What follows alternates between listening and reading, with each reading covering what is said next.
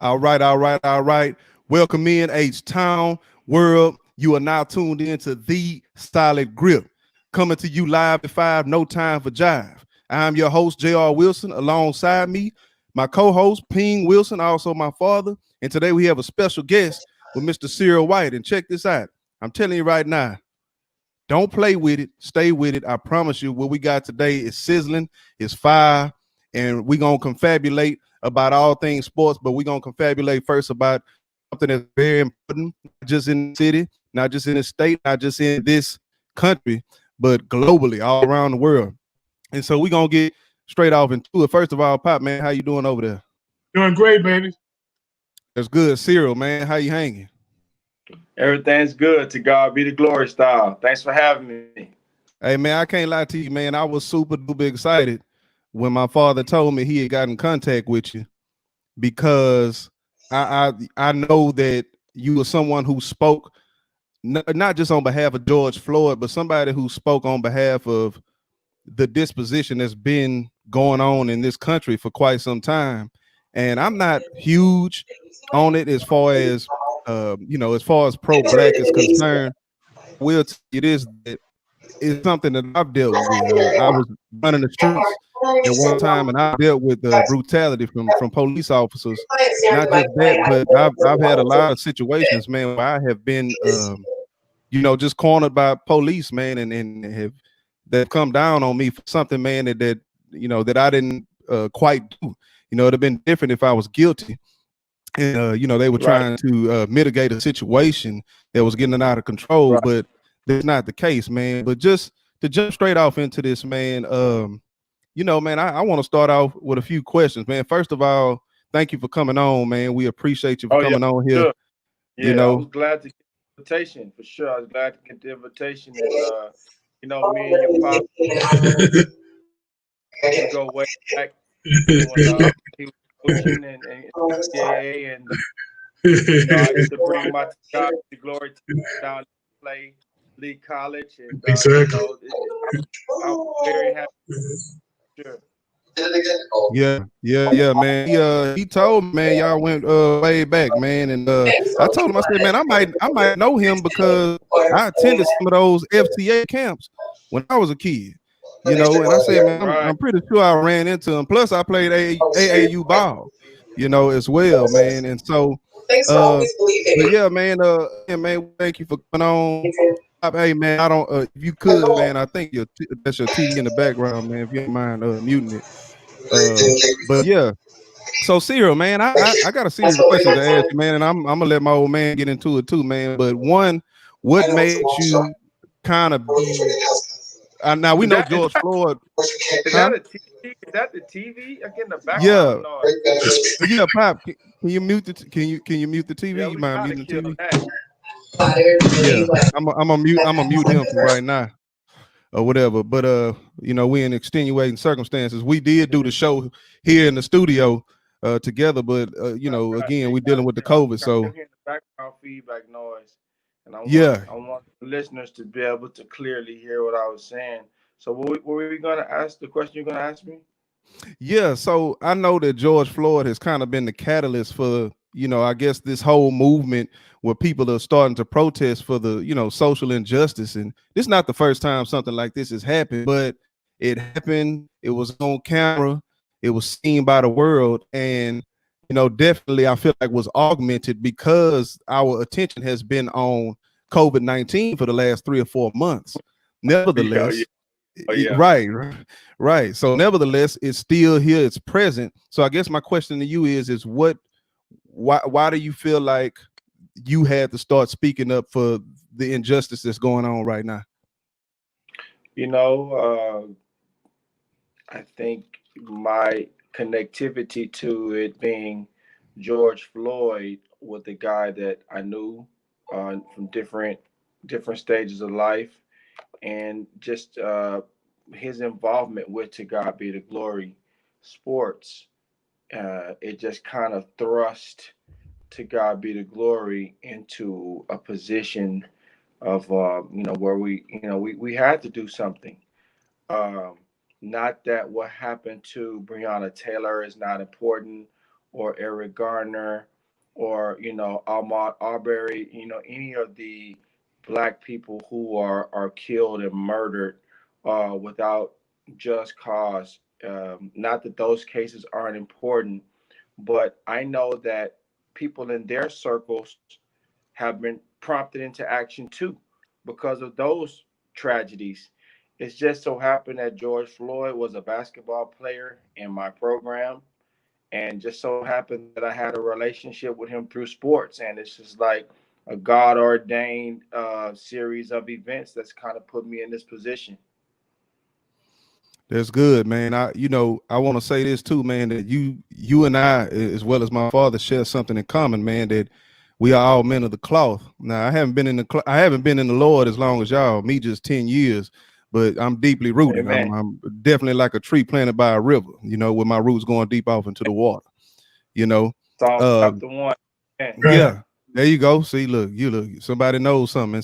I don't go deep off into it, man, because I'm telling you right now, this is a turn away from we came to the show for, just because of the fervor that I have for my servitude to the Lord, man. But yeah, I thank God for you, not just for coming on this show, but somebody that's grounded and rooted in the Word. And one of the stances that I want to share with you that I have on the whole situation is I never feel like Black lives don't matter, because they do matter.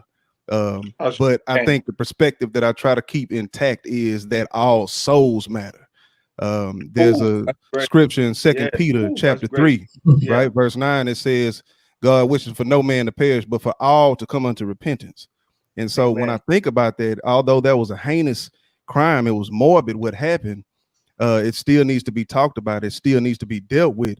I try to keep that in perspective, that God wants the man who had his knee on George Floyd's neck to be saved. You Right. know, he wants redemption for that man. And I try to keep that in perspective. Nevertheless, it does not mean that there are not issues that need to be dealt with, so that, we can start trying to understand one another.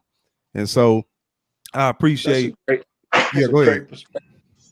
No, I think I just that I've never heard that said throughout the entire process about people saying Black Lives Matter, all lives matter, matter. I have I haven't I haven't heard anyone say all souls matter, like what you just said. I haven't heard anybody say that throughout this process. That's just very profound, because what a great testimony that would be for Derek Chauvin, the officer with the knee. That would be a great testimony for this man to come forward and say how God has changed his heart and how he just renounced his acts, and just what a testimony that would be. And even for those who are trying to have their hearts hardened as if hate is something to be held on to. What a Mhm. witness to those. That would be very powerful. Right. Absolutely, man. And it's important. You got something on it? Well, yeah, I just kind of want to add to what you guys have said. The Lord laid on my heart one morning, hey, you need to pray for this guy. Just like those soldiers at the cross with Jesus Christ. They knew not what they were doing. But Amen. Jesus came here for all of us. He came here for the wicked. He came here for the black. He came for white, Asian, everybody. And so, when God laid that on my heart, I kind of like, okay, God, this is what you want me to do. And I'm gonna pray for this man's salvation, because little did he know, just like little did Judas know, that what he was getting ready to do was going to move the world. Jesus' death Yeah. moved this world. Right. Right. George Floyd's Right. death Right. moved Right. this world, man. I Yeah. mean, all over this world. And I mean, and Sarah, I've been a part of the movement 30 or 40 years. I can go all the way back to when I was in high school and stuff, and I was a part of the movement. I have never in my life seen anything like this. Because when we were protesting, it was just black people. And guess what? When that sun started going down, we were headed back across that track. Because if we didn't, we were gonna get them fire hoses, we were gonna get them dogs, you know what I'm saying? We were gonna get all of that. But if you look out there on the front lines now, it is 60 to 70% Caucasian. So, prayerfully, George is safely in Abraham's bosom. He's safely with his mom. They're having a good time now. looking down on us who got to deal with what we got to deal with. But his life was the sacrifice that he had to give up for his life is going to move this world. And hey, guys, I may not be around. You guys may not be around. If Jesus tarries, our children, our grandchildren, our great-grandchildren, they're going to see the fruit of his labor. Yeah, no doubt. That's right. And I want to say something too, Cyril, man, that, and I know that you are a big, I mean, a huge, colossal part of To God Be the Glory Sports. And, you know, I know one of the things you do is you bridge gaps. You bridge gaps, especially with these young men that are, you know, disenfranchised or in, you know, situations that are unfortunate. And so I guess, you know, relative to the topic in which we discuss, do you feel like, as far as bridging the gap is concerned, that Black people have the responsibility to, now that white people's ears are open, so to speak, to educate them and for us to be long suffering, to give them an opportunity to accept what it is that we're telling them about what we've been dealing with for so long?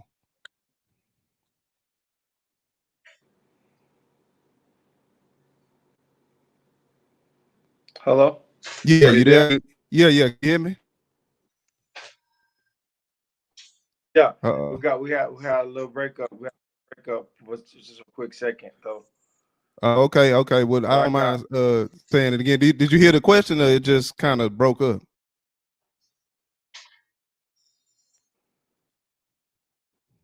Okay, man, this is something that does not happen normally on here. It's a low bandwidth. Everybody and their mama on here right now. You know why, right? We're talking about Jesus Christ, okay? We're talking about the great coach. And so the devil don't like that. Right. Cyril, can you hear me? Okay, look like we having some technical difficulties right now, but we gonna get them. It's choppy.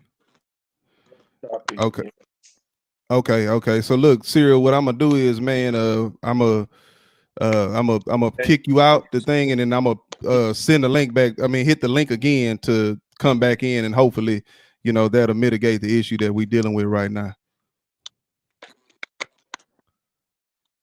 Okay. All right. Yeah, sorry about that, y'all who out there watching, man. We having some technical difficulties. Everybody and their mamas on here right now trying to talk about something. And so, you know, y'all stay tuned, because we're gonna substantiate the things that we brought up in our topics. And but yeah, man, if y'all don't know who we just had on, his name is Cyril White.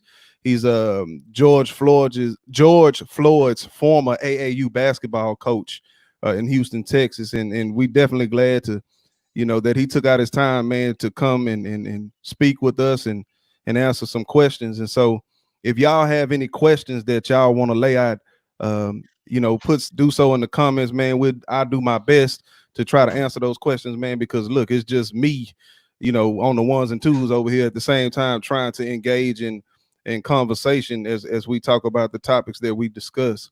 And so hey, to the listening audience, if you watched any parts of the funeral, Cyril came up with the family, okay, and he spoke very eloquently after all the brothers and sisters spoke. So if you taped it and you go back and look at it and stuff, he was the young man that came up.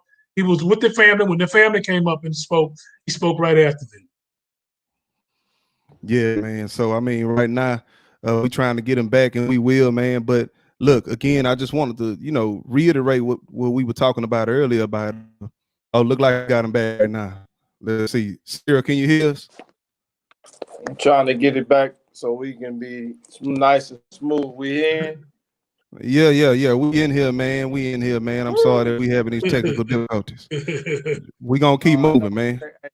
That's how it is. That's okay. We got a good show going, man. We got a lot of great stuff we just said about redemption and forgiveness, man. That was real powerful. I had a lot of discussions about the George Floyd issue, and not one of them has included that line of discussion that we just had. So I definitely appreciate that. But you're to saying God be the glory, no pun intended. Amen. Yeah. You asked me a question before I got choppy. What was Yeah, so I was saying you are a huge part of To God Be the Glory Sports, and I know one of the things that y'all do is y'all bridge the gap with the young generation, especially the disenfranchised and less fortunate individuals. And relative to the topic that we discussed, do you think that it's Black people's responsibility to bridge the gap now that white folks are opening their ear to what these social injustices had been? Do you think it's our responsibility to educate them and to be long suffering on to give them an opportunity to respond in kind? I definitely think that yes, we do need to look out for our own, especially as the way other cultures look out, for the younger generations in their groups. And yes, the ones that know better need to lead the way. The ones that have the resources and have the connections, maybe the ones that have are in certain social circles that they may be privileged to be in, definitely have to leverage their position and to like you said, bridge those gaps, be that person that can help. There needs to be a dialogue from both sides. There needs to be an understanding from just both sides. Both voices needs to be heard and understood. And really, the whole project around this sports complex, the George Floyd Center, to God be the glory, is just about that. Bringing law enforcement, police officers, certain groups that don't normally socialize, bringing them together with people from different ethnic groups through sports and games. And now some of these walls of ignorance can be broken down, step by step and little by little, because it don't happen overnight and it don't get fixed overnight. Exactly. Yep. Exactly. Yep. Go ahead, Pop. You got something on? No, I just want to jump on your back, Sarah. I mean, man, that is so profound what you just said, man. And I'm telling you, man, you sound like a man been in the ministry 50, 60 years, man. And it's just amazing, man, how far you have come, man. And hey, man, listen, I just want you to know, you got my number, man. If there's anything that I can do to help you going forward, man, I am there for you, man, because golly, man, when I look at you, man, and I see you and I see where you come from and where you are today, man, it makes me feel good, that you're the same man that I met, 20, 30 years ago, man. And that not only that, hey, you have jumped leaps and bounds, man. And hey, it's all to God be the glory, man. So, and hey, man, let me ask you a quick question. Amen. Where is Mike Riggs, man? Amen. Huh? Where is Mike? Mike Riggs. Mike Riggs. So yeah, hey, first I appreciate everything you said, Coach. And yeah, I strive to walk in humility. I want everything to be authentic. I want everything to be genuine. And if it's of God, I want it. I don't want it. But Mike Riggs, man, I saw Mike Riggs. We hooked up in the CUNY homes right there by the wall where Floyd, because Floyd stayed in the queue right there. Right. And so we just met over there and hung out for a few minutes. But I finally got his number because I hadn't seen him in 15 years, man. But it was good to see him. Yeah, man. I wanted to intertwine a question in here that is kind of more on the fun side, man. But I saw something. I told you before we got on here, I want to ask you a question, and this ain't actually the question. This was another question that I wanted to ask that kind of popped up around the same time. But I was watching a video, and I just so happened to see a video you standing on the sideline, and you mentioned yesterday that my father was, a really good recruiter. Speaking of his really good recruits, he had a guy on the sideline that I saw. I couldn't believe it, man. A guy out of Milby High School by the name of Myron Allen, man. Okay. And I seen you on the sideline with him. I'm like, man, check out this guy, Myron, man. Look like the same guy, man. So what y'all got going on? I don't know how long ago that was, but what y'all got going, you and Myron? Myron Allen. Myron Allen. Yep. Myron, man, I know Myron for a long time, man. Myron used to come to the gym and When I first built the first To God Be the Glory Center, Myron actually helped round up all the guys from the Fondy and say, "Hey man, look, I'm come check my boys' new gym out. We're gonna start playing over here." And Myron played in China. A lot of people know him in China. He still goes over and plays in special events and gets paid. And then, he played. We see each other in China all the time because I'm back and forth in China. And we're in Houston. We played saying 40 and up team. A little Thursday night 40 and up league. I could make it whenever I was in town. And yeah, we went undefeated. We just get a ball to Myron. Pop, you remember Myron? Oh, do I remember Myron, man? Let me tell you a quick story, man, about Myron. I can't remember where it was. It played in an All-Star game. It might have been at Jeff Davis High. I remember Myron. He on a fast break, man. He took off and he dunked one on Rashard Lewis, man. And I said, "Woo!" I got to have that kid there, man. And yeah. You remember that? Yeah. And so I tried to talk to him a little bit and stuff. And he said, "I don't know, Coach. I don't know." A couple years later, man, we hooked up again, man. And Myron said, "Coach, is that offer still good?" I said, Absolutely. It is still good." And man, Myron came and played for me at Lee College, man. And he went there, he left there and went to North Dakota State. And something happened crazy, man. Something about Myron had been dealing with an agent and they declared him ineligible. He said, "Hey, Coach, I'm going to turn pro." And the rest is history, man. Myron had an outstanding career. Not right. only, and let me ask you this, Sarah. Did one time he have his own brand of shoes or something like that? Something similar to that, man. Oh, Myron? Yeah. Hmm. Yeah.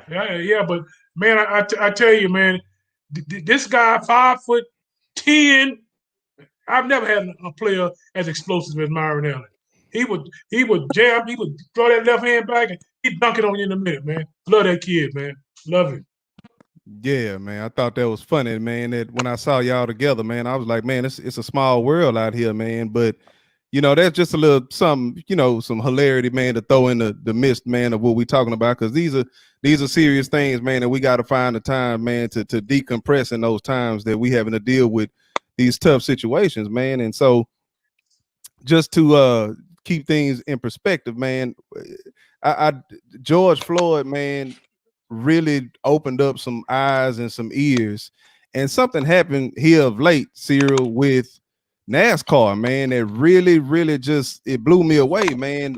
NASCAR removed the Confederate flag from all of the parks, and there's a guy, the only black NASCAR driver that is in NASCAR, black guy, Bubba, and he said that he wanted it taken down, man. And they took that rascal down the next day, man. I mean, could you even fathom something like this happening? And I know it happened in something tragic in the death of George Floyd, but man, how incredible is it for these type of things to be taking place, man, with George Floyd having to lose his life for it to do so?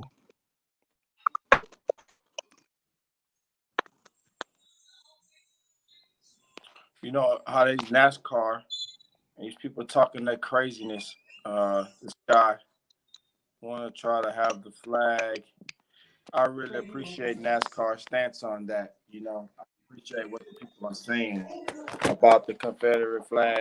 I appreciate what they're saying and just kind of denouncing it, that it doesn't have any place. It's It a don't. symbol of divisiveness. Right now is not the time for anything that divides. We need to come together. Exactly. Right. And,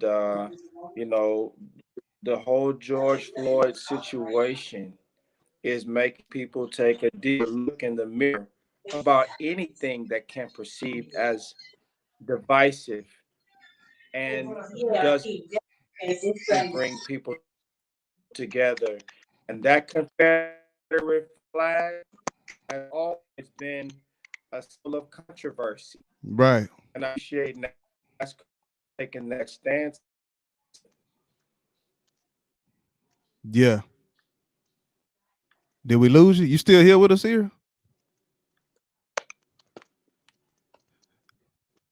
I mean, there's something else, man, that I Yeah, wanted I'm to. right here. Oh, you right I'm here? here. Okay, there's something else, man, too, man, that we wanted to bring up to you, man, and the fact of the matter is, man, George Floyd has really opened the eyes and ears of a lot of people, man. And one of the things that really start to see sparking, especially in the NFL, especially starting with our hometown coach here with Bill O'Brien, is that they're not just opening their ears, they're prepared to start doing something. They don't know where to start, but they say, hey, I'm going to start.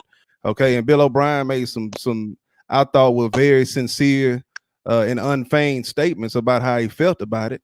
And I feel like they were unfeigned because something similar happened with Deshaun Watson, a guy from Onalaska, Texas. He basically said that black quarterbacks were incompetent and it was very racially insensitive. And Bill O'Brien, I he remember wasn't that. he wasn't Yeah, having none yeah. of it. Yeah, he wasn't having none of it, man. And so he's taking a huge stance, in my personal opinion, in this whole thing. And yesterday they asked him, basically, not yesterday, but Friday, will he be taking the knee? Will he be taking a knee with his players? And he say, man, I'm all for it. You know what I mean? I'm all for it. And he's always had this stand. So I guess my question to you is, will we see white players in the NFL kneel with their fellow black teammates?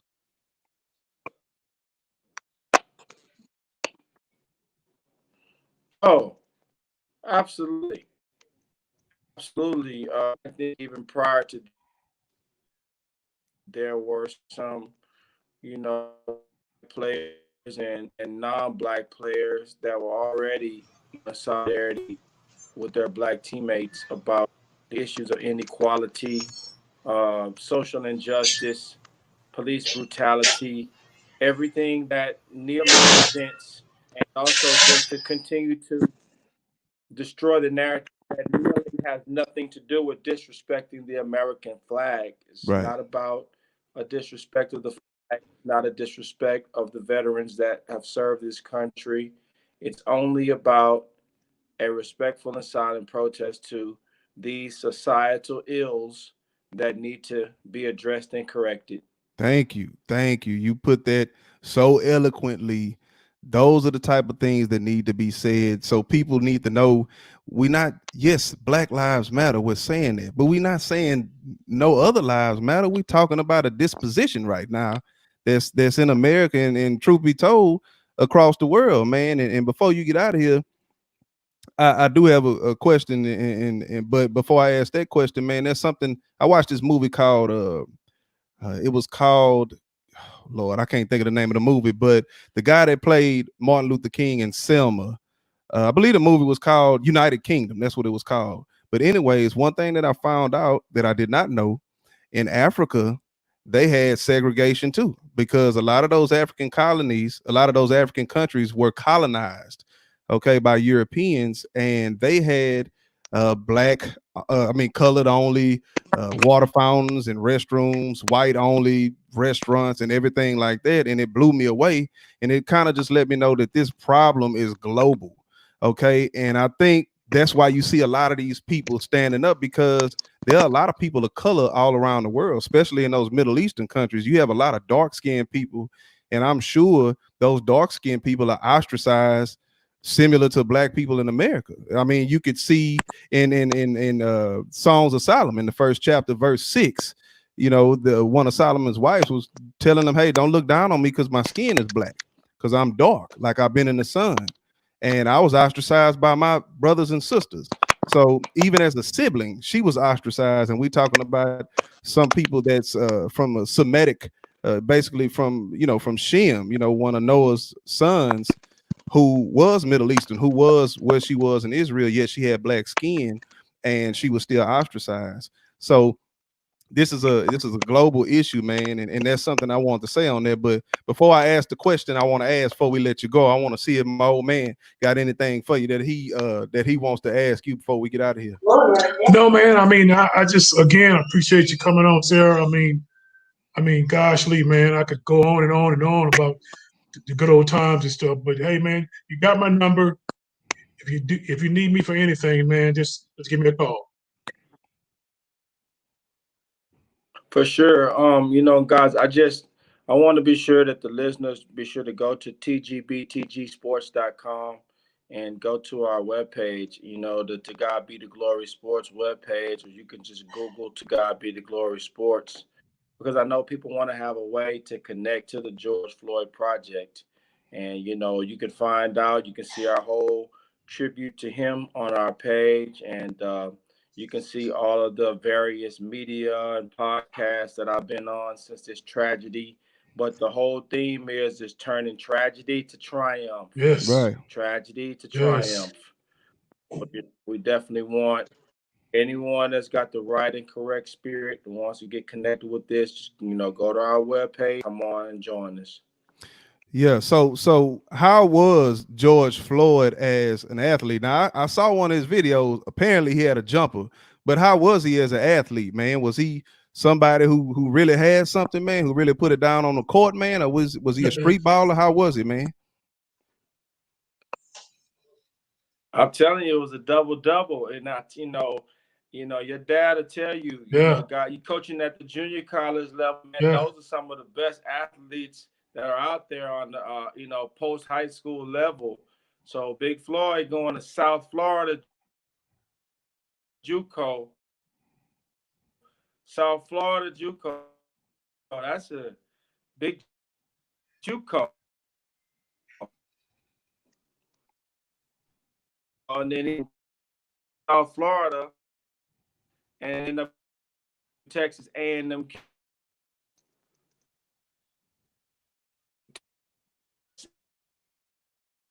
Peterson, coach, he's been job to the left.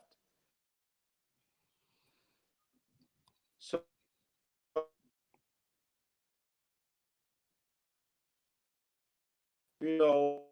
to get Big Floyd playing with you, like you got to be all right there, man. So I mean, look, man, there's one more question that I gotta ask you, man. It's been high suspense in my mind to ask you this question before we get out of here, man. But I was watching something on the news again. Your face has been showing up a whole lot in there, man. And I know, again, man, you one of the people who, had a relationship with him, and people want to, get in touch with him. They want to know George Floyd. They want to know who he was, what happened before he went to Minneapolis. And you are one of the platforms that are providing that. But in the midst of watching some of these clips, I saw one thing that was, very interesting. And I said, man, I'm going to ask Cyril, man, when we get him on. So I wanted to ask you on the phone. I said, no, I'm gonna wait. I'm gonna get on here. One of the reporters from ABC said that you spoke Chinese Mandarin fluent. Is that true? You speak Chinese Mandarin fluently? 你好，我的朋友，我很高兴来到这里。今天，我的老 Ooh-wee. 朋友。Okay. Okay. Now, I now I don't know what you said, I but that was legit. That was legit. I'm trying to tell you. I'm trying to tell you. I said hello, my friend.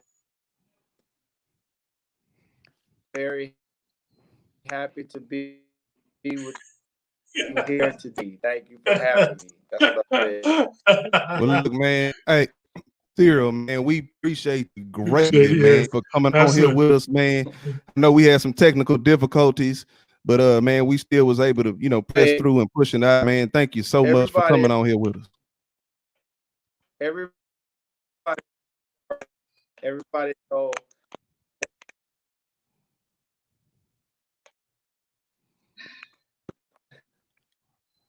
Okay, tell them one more time what the website is, Cyril, man. It was breaking up. Tell them one more time.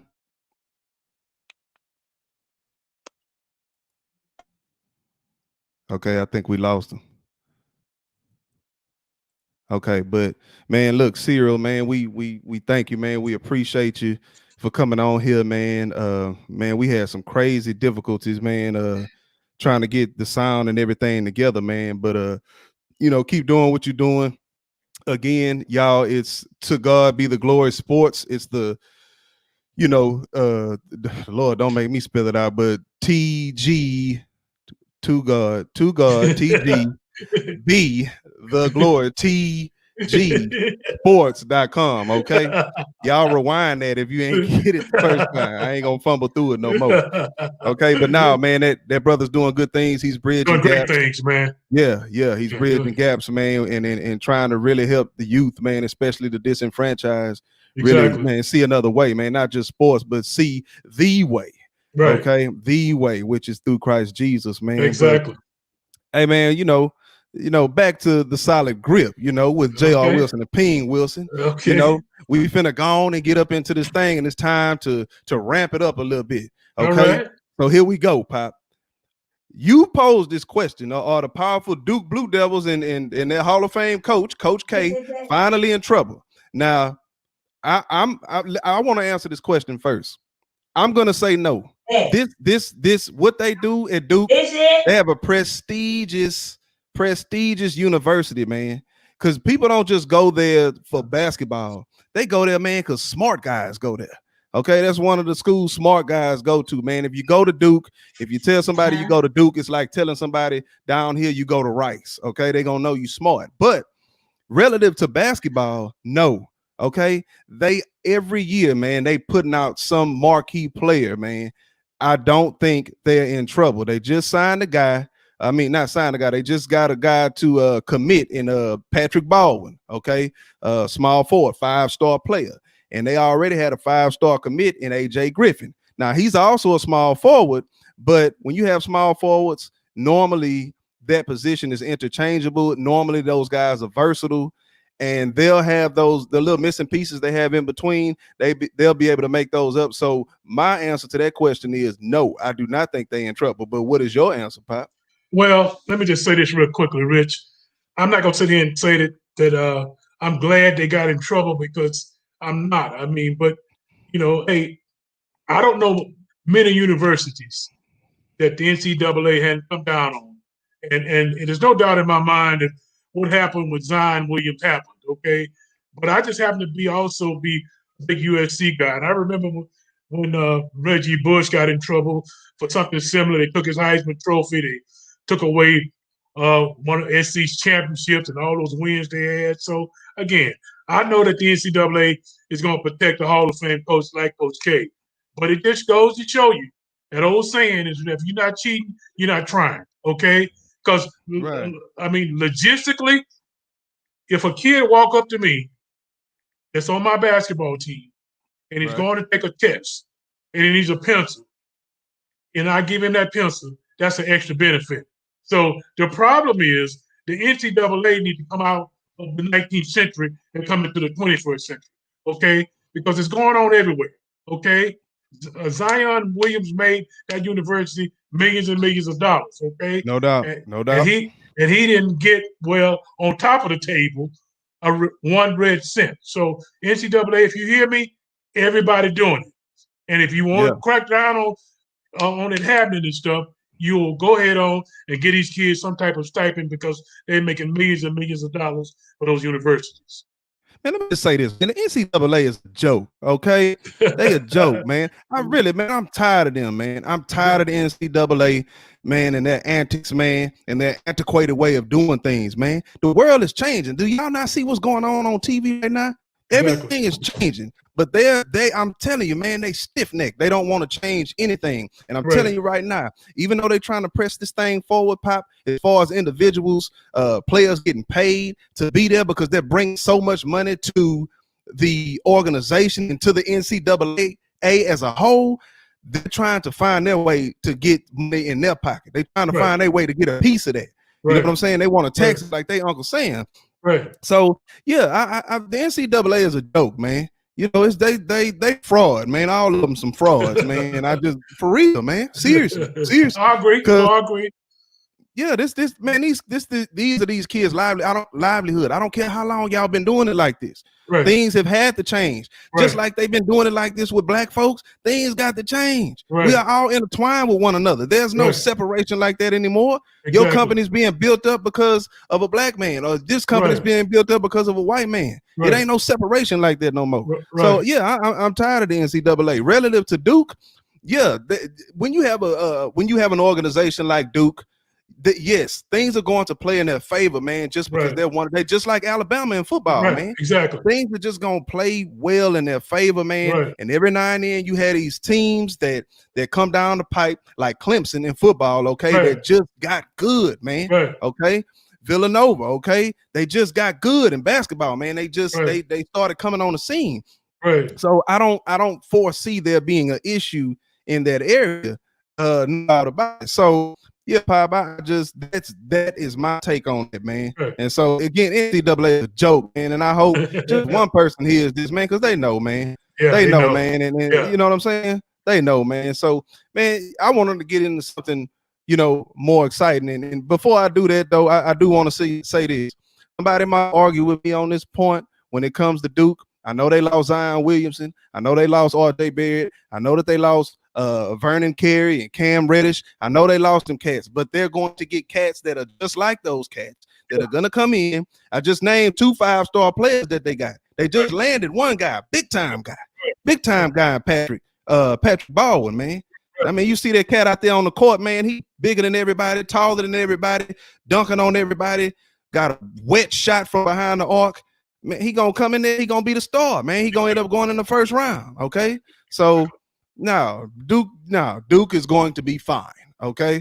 So yeah, man. But yeah, man, I want to get into something real fun for me, man. And the question is, will MLB play 45 games? Because right now, they're having this whole volley back and forth with one another with the players in management. Or ownership, rather. They're having this volley back and forth. Nope, we ain't gonna do it this way. Nope, we ain't gonna do it that way. Yep, 72 games, but we want 100% prorated fee. No, we're not gonna give you 100%. We'll give you 75. And here's the thing, Pop. They could have opened up July the 4th weekend. What would have been a better weekend to open up?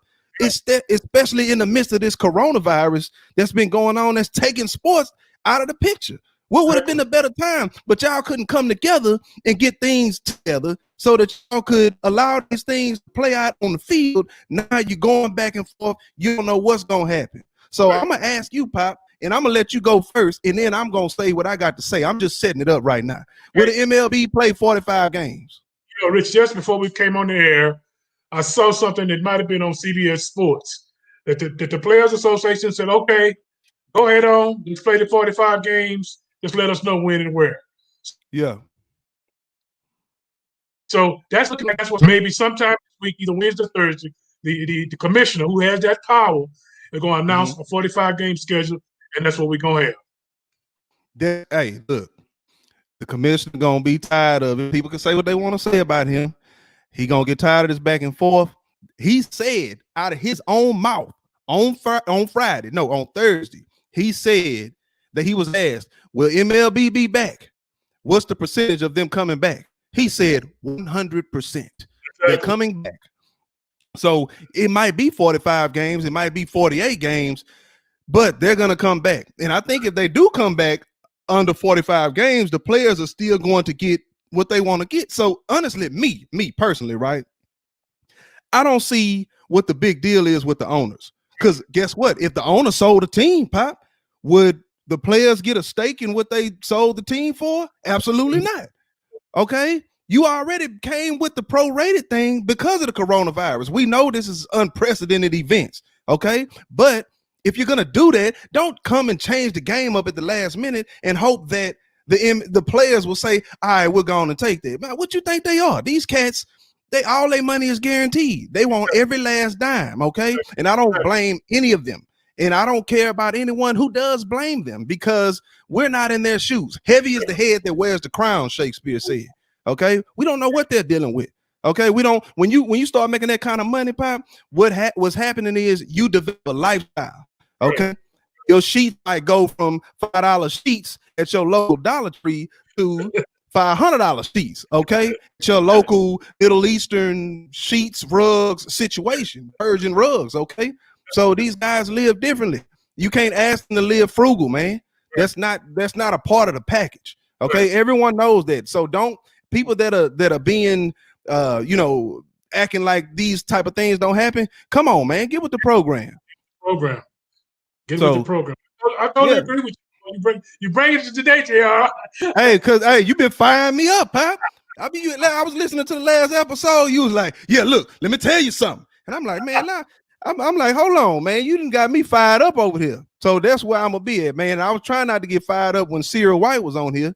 You know what I mean? Because we was talking about, you know, some real serious issues, man. You know what I mean? And I wanted to be clear. I wanted everyone to hear us clearly, okay, and know that we're not angry talking about it, okay? We can converse about things like that, okay?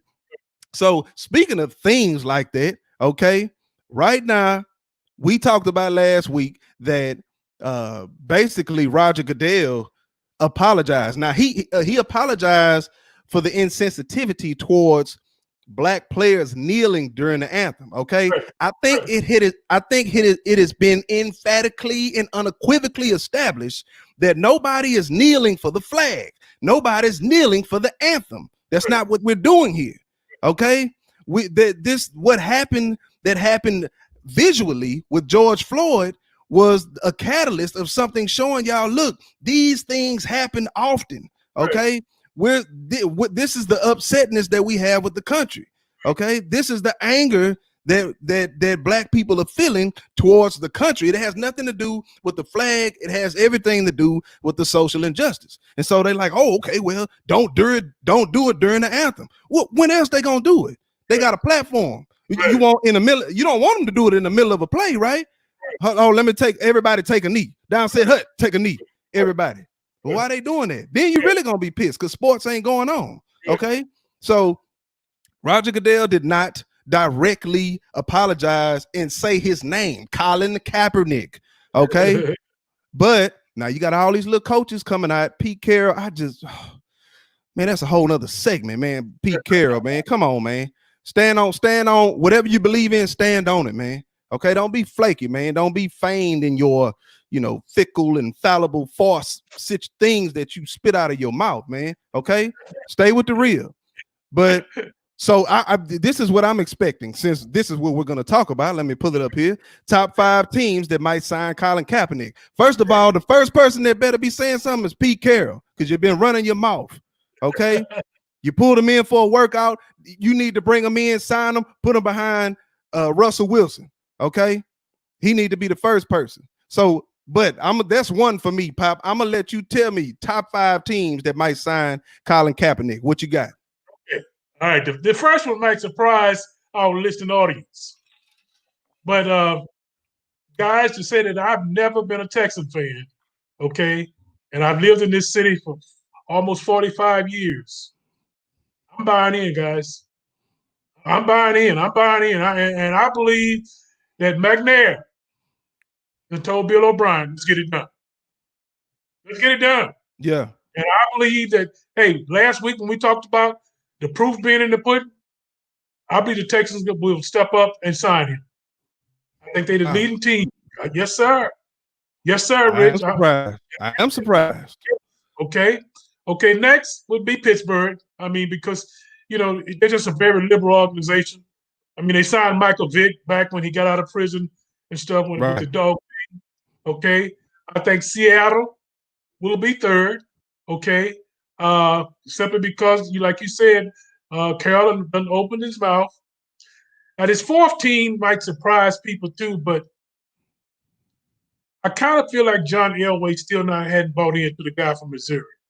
So I see John Elway maybe trying to get Cap in there, maybe as a starter for 1 year, and then the last team, and I hate to say this, and I would hate to see him with them, the New England Patriots. That was hard hitting. You got me. I wasn't expecting that, man. You got me right there, because my top 5 wasn't there at all. With one, Seattle. I was gonna say top 5. Seattle. Okay. But yes, one of them, Seattle. Okay. 2 of them, San Francisco. Okay. San Francisco. Sign the man back. Okay. This started right there on y'all soil. Sign that man back. Nobody loves Jimmy Garoppolo. Let's just be clear, right? He missed a huge pass in the Super Bowl that probably would have been game winning. Okay. Game winning. San Francisco. Okay. Same division with Seattle. Okay. Absolutely. Also, Baltimore. Okay. Ooh. Yes, sir. Okay. Because think about this, man. He's been out of football for 4 years now. Okay. So you can't expect him to come in here slinging the rock around like David the Goliath, man. Okay. So you put him on a team, man, that has a scheme that is geared towards watch for the quarterback's legs. Okay. And because you're watching so hard, it's going to open up the middle of the field for those tight ends. And that's why that offense that Baltimore had was extremely dangerous last year. You put Colin Kaepernick in that system, them long legs that run like a gazelle, he will be a threat on that offense. Okay, that's 3. Okay.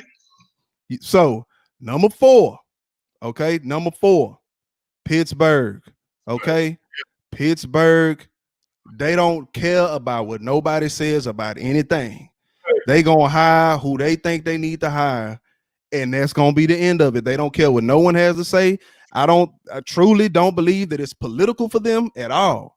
They like, hey, this is the guy we're signing. They're running a business over there, man.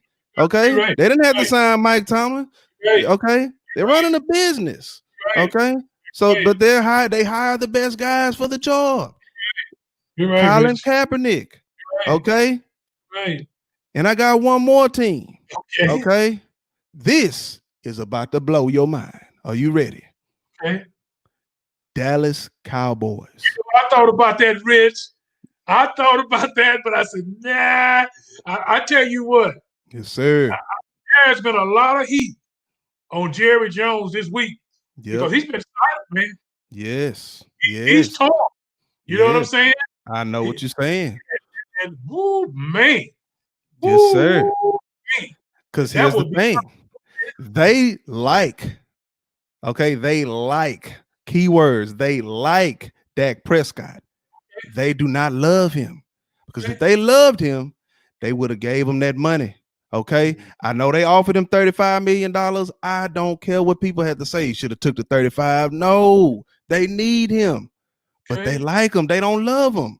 Because they would have got this done already. They got it done with the running back who ain't gonna be no good in the next 2 years in Ezekiel Elliott. Because they don't last long in the league, man. You don't have Frank Gores and Emmitt Smiths out here running the rock every day like that. Okay.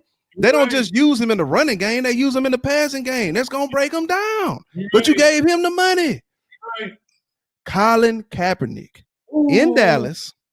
They got a young offensive coordinator. Now I don't know if the new coach that's there is going to keep the young offensive coordinator that they have, who was their former second string quarterback. Yes.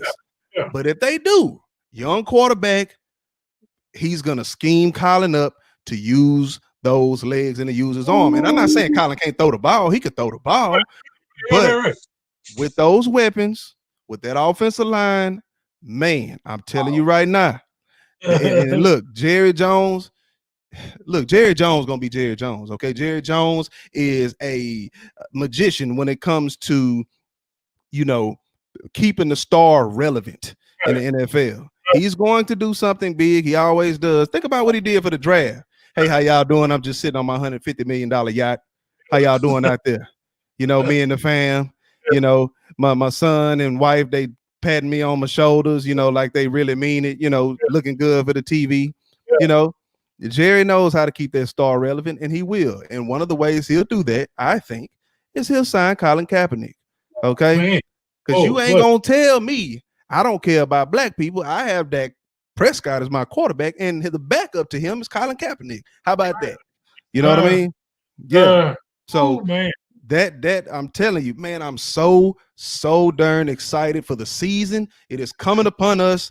It's June, and these are my worst months as a UPS driver because it's hot as fish grease out there, a stairwell from hell out there in Houston, Texas, delivering packages. Nevertheless, what it tells me is we're closer and closer to the season of football in which we love. Okay, now there are going to be many changes in the NFL with the coronavirus here. They're making their companies like Under Armour, Nike, they're making helmets with full mask. Okay, not just the face mask, not just the shield that comes to the nose. They making it for the whole face mask. Okay, so they're preparing for this. Okay, and then I can't wait. I'm super duper excited. Okay, and it's gonna be wonderful. It's gonna be wonderful, and I can't wait, man. But we're gonna go to another sport. Okay, we're gonna go to another sport, and I don't know if necessarily we're going to another sport. We're just going for another person that probably needs to grow a pair. Okay, and I was very, very, very, very upset about what was said from this individual because I guess I just didn't expect it, even though he's a flat earth believer. Okay, I should have. Kyrie Irving, man. Come on, man. Like, are you following suit with Kevin Durant? What's the deal, man? What does this game mean to you? You left a perfect situation in Cleveland with King James. Okay, you left a perfect situation there. Okay, because you wanted to go do your own thing when y'all could have stayed together, man, and got probably another championship or two. Now I want to get it on my own because I was here when LeBron left. I was the guy.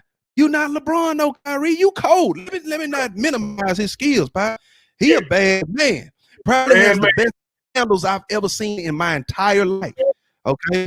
And I've seen a lot of, even better than Oscar Robertson, man. And I've seen a lot of people handle the rock. Okay. He's one of the best I've ever seen, man. But come on, man. Are you kidding me right now? I feel like how you felt last week about Kevin Durant, man. What are you doing, man? You're a leader in that city. You don't come on, man. Come on. I'm not buying it. I ain't look, you selling wolf tickets. I ain't buying it. I ain't buying it. Your reasoning for not wanting to be there. What is this all about? Bro, you came there to win championships. What are you talking about right now? You don't want to take a chance. So tell me this, Kyrie, and maybe you can make me understand. I'm open and I'm willing and open. What I'm saying now, I would say right in your face if you was here. And anybody knows me knows that. Okay. And it's not about me bucking at you or nothing like that. It's just who I am, man. I'm a extrovert. Okay. So tell me this. Have you not left your domicile to go somewhere and do something? If you have, whatever you got to say is absolutely irrelevant. Okay. So, Pop, man, what's up with Kyrie? Maybe you could tell me, maybe you can shed some light on this situation. You know, Rich, I've been trying to figure this cat out, man, ever since he came out and said he didn't want to play with LeBron James, man. And I'm thinking to myself, Kyrie, there's absolutely no pressure on you, man. Okay? If Cleveland loses, LeBron gonna get the credit, okay, for them losing. If they win, you gonna get some too, okay? Everybody say that shot you hit and stuff was the winning shot and stuff. But hey, man, what's wrong with playing second fiddle? There's nothing wrong with playing. Look at Scottie Pippen, man. He's gonna go down and one of the greatest and stuff. He played second fiddle, but they trade you. No, they get raped. That's what happened. They get raped and send you to Boston, the preeminent, okay, program, organization, maybe with the exception of the Los Angeles Lakers, and you were there with some young stars, man. And they welcomed you in, and hey, now you the man. You the man, baby. Lead us to the promised land. What you do, Kyrie? You stayed there 2 years. No, I gotta go somewhere else. Now you go with KD, okay? And Kyrie, I'm not saying you're not hurt, man, but listen, let me tell you something, dog.